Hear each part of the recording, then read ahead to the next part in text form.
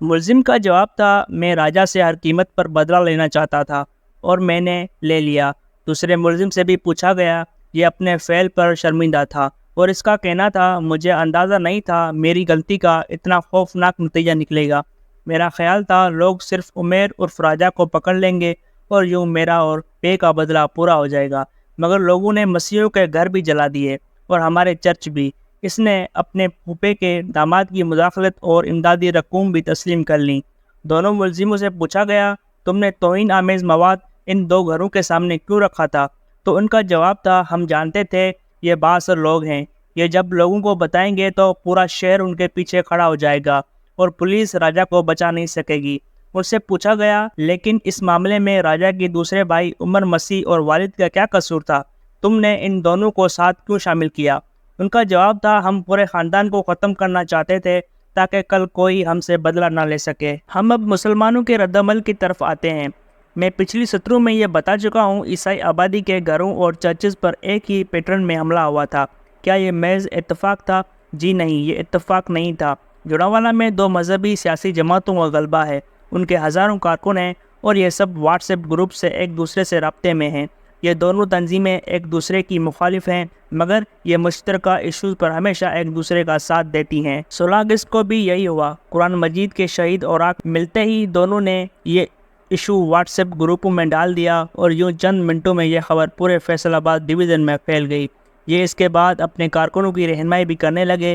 کارکنوں کو گروپوں کے ذریعے بتایا جاتا، آپ نے گھر سے تیل اور پیٹرول لے کر نکلنا ہے، آپ کے ہاتھوں میں ڈنڈے، گینٹیاں، ہتھوڑے اور راڈز ہونے چاہیے، آپ نے کس راستے سے کہاں آنا ہے اور کس عمارت پر حملہ کرنا ہے۔ یہ انفارمیشن اور ہدایت چند منٹوں میں پورے علاقے میں پھیل گئیں اور اس کے نتیجے میں پورے فیصل آباد ریجن سے لوگ ٹرکوں، ویگنوں اور ٹرالیوں میں جڑاوالا آتے گئے اور مسیح برادری کے گھر اور چرچ جلاتے گئے اور پھر واپس نکل گئے۔ پولیس انہیں روکنے کی کوشش کرتی رہی، مگر ہجوم زیادہ اور روکنے والے کم تھے، چنانچہ جڑاوالا جلتا رہا اور پوری دنیا اس کا تماشا دیکھتی رہی۔ میں یہاں پولیس کے 3 اہم اقدامات کی تعریف کروں گا۔ پہلا قدم، پولیس نے بروقت علاقہ خالی کرا کر جانیں بچا لی۔ اس سانے میں کسی کی جان گئی اور نہ کوئی زخمی ہوا۔ دوسرا، پولیس ایک ہفتے میں تحقیقات مکمل کر کے اصل پلان اور اصل ملزموں تک پہنچ گئی۔ اور 3، پولیس نے 2 ہفتوں میں علاقے میں بھائی چارہ اور رواداری پیدا کر دی۔ یہ علماء کرام کو چرچز میں لے گئے اور پادریوں کو مسجدوں میں، اور دونوں نے ایک دوسرے کی عبادت گاہوں میں کھڑے ہو کر امن اور بھائی چارے کا پیغام دیا۔ اس کے نتیجے میں چند دنوں میں حالات بھی معمول پر آ گئے اور مذہبی رواداری بھی پیدا ہو گئی۔ لیکن سوال یہ ہے کہ کیا اس ایشو کا کوئی مستقل حل موجود ہے؟ جی ہاں ہے، اور ہمیں اب اس طرف آنا ہوگا۔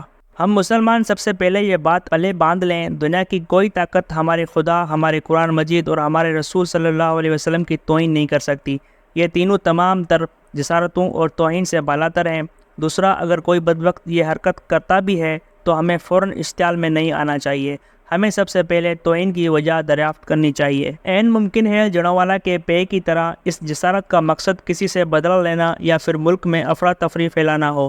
دوسرا، یہ بھی عین ممکن ہے یہ جسارت کسی فاطر العقل یا پاگل شخص نے کی ہو، اور اسلام میں پاگلوں پر کوئی حد نہیں لگتی، لہٰذا ہمیں یہ بھی تحقیق کر لینی چاہیے کہ جسارت کرنے والا شخص پاگل یا فاطر العقل تو نہیں، اور کہیں اس کا مقصد معاشرے میں انتشار پھیلانا یا کسی سے بدلہ لینا تو نہیں۔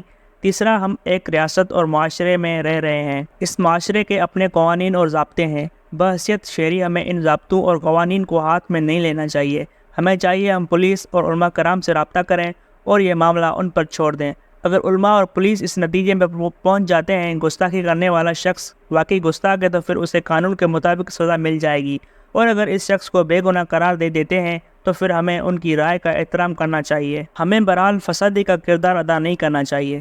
4، کسی ایک شخص کے جرم کی سزا اس کے پورے خاندان، قبیلے یا کمیونٹی کو دینا انسانیت نہیں ہے۔ کسی ایک شخص کی جسارت، گستاخی یا سازش کے بعد پوری کمیونٹی کے گھر جلانا کہاں کا اسلام، کہاں کا انصاف اور کہاں کی دانش مندی ہے۔ اور 5، کسی شخص کے انفرادی فعل کے بعد ان کے گھروں یا عبادت گاہوں پر حملوں کی کیا تک بنتی ہے، اس میں چرچز، مندروں، ٹیمپلز اور جماعت خانوں کا کیا قصور ہے، ہمیں انہیں کس چیز کی سزا دیتے ہیں۔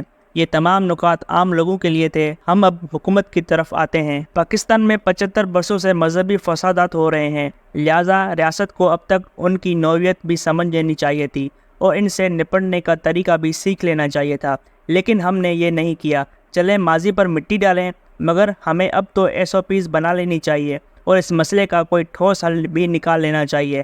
میری دانش میں پہلا حل مکس سوسائٹی ہے۔ ہم نے بدقسمتی سے ملک کو چھوٹے چھوٹے یہاں پاکٹس میں تقسیم کر دیا ہے۔ کراچی سے شہر میں بھی مہاجروں، سندھیوں، پٹھانوں، بلوچوں اور میمنوں کے علاقے الگ الگ ہیں۔ پورے ملک میں ہندو، سکھ اور عیسائی الگ الگ محلوں میں رہتے ہیں اور یہ پاکٹس فساد کی اصل جڑ ہیں۔ ان پاکٹس میں کوئی ایک شر پسند افواہ پھیلاتا ہے اور پورا علاقہ تحقیق کیے بغیر تلواریں نکال کر کھڑا ہو جاتا ہے۔ ہم جب تک پاکستانیوں کو آپس میں مکس نہیں کریں گے، عوام اس وقت تک ایک دوسرے کو نہیں سمجھیں گے اور درمیان سے نفرت اور دوری کی دیوار بھی ختم نہیں ہوگی۔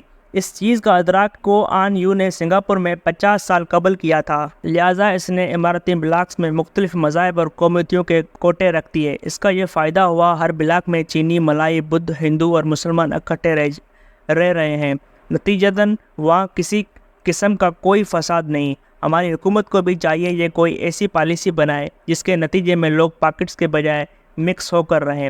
اس سے نفرت اور دوریاں ختم ہو جائیں گی۔ دوسرا، حکومت ملک میں بین المذہب کمیٹیاں بنا دے۔ یہ کمیٹیاں مستقل ہوں اور جب بھی نفرت، جسارت یا توہین کا کوئی واقعہ پیش آئے تو یہ ایشو سب سے پہلے اس کمیٹی کے پاس جائے۔ کمیٹی تحقیقات کرے اور اگر معاملہ جھوٹا نکلے تو یہ باقاعدہ اعلان کرے اور اگر واقعہ سچا ہو تو یہ ملزم کو فوری طور پر پولیس کے حوالے کر دے اور پولیس ضابطے کی کارروائی شروع کر دے، مگر کسی بھی صورت میں عوام جمع ہوں گے اور نہ کسی پر حملہ کیا جائے گا۔ تیسرا، پاکستان میں ماضی میں پولیس کے مخبر ہوا کرتے تھے۔ یہ محلوں اور گلیوں میں پنپنے والی ایک ایک سازش کی اطلاع پولیس کو دیتے تھے۔ یہ سلسلہ بعد ازاں ختم ہو گیا۔ میرا مشورہ ہے حکومت فوری طور پر اسے بحال کر دے۔ یہ حساس علاقوں کو گرین، یلو اور ریڈ 3 رنگوں میں تقسیم کر دے اور ان میں اپنے مخبر چھوڑ دے۔ مخبر باقاعدہ ملازم ہو اور یہ ان لوگوں میں رہ کر اندر کی صورتحال کی اطلاع دیتے رہیں اور ریاست ان مخبریوں کی بنیاد پر حادثوں اور ثانیوں سے قبل ملزموں تک پہنچ جائے۔ چوتھا، حکومت ایک ہی بار دل بڑھا کر کے تمام مساجد کا چارج اپنے ہاتھ میں لے لے۔ یہ امام اور مؤذن باقاعدہ بھرتی کر کے مساجد میں تعینات کرے اور انہیں شاندار تنخواہیں دیں تاکہ یہ لوگ ریاست کی نظروں میں بھی رہیں اور انہیں ہاتھ بھی نہ پھیلانا پڑے۔ مجھے معلوم ہے اس کی تجویز کے جواب میں حکومت ابتر معاشی صورتحال کا رونا روئے گی، لیکن اس کا حل بھی موجود ہے۔ حکومت اس کے لیے مسجد فنڈ کا اعلان کر دے۔ مخیر حضرات اس فنڈ میں رقم جمع کرا دیا کریں اور ان رقم سے مسجدوں کی دیکھ بھال اور صفائی ستھرائی کا کام بھی ہوتا رہے اور عملے کی تنخواہ بھی نکلتی رہے۔ حکومت یہ ذمہ داری مذہبی NGOs کو بھی سونپ سکتی ہے، تاہم امام اور مؤذن کا تقرر بہرحال حکومت کرے اور خطبہ اور تقریروں کا مواد بھی یہ اماموں کو بھجوائے۔ اور آخری تجویز، خدا کے لیے مذہب کو ذاتی معاملہ قرار دے دیں اور لوگوں کی مذہبی عقائد پر تنقید کو قابل سزا جرم بنا دے تاکہ لوگ سنبھل کر گفتگو کیا کریں، لوگوں کے عقائد پر تنقید نہ کر سکیں۔ اس سے بھی انتشار میں کمی آئے گی اور میرا ذاتی خیال ہے ہم نے اگر اس صورتحال کو ابھی سے کنٹرول نہ کیا تو تقسیم در تقسیم معاشرہ کسی بھی وقت ایٹمی ری ایکٹر ثابت ہوگا اور یہ ریاست کا سارا اسٹرکچر اڑا دے گا۔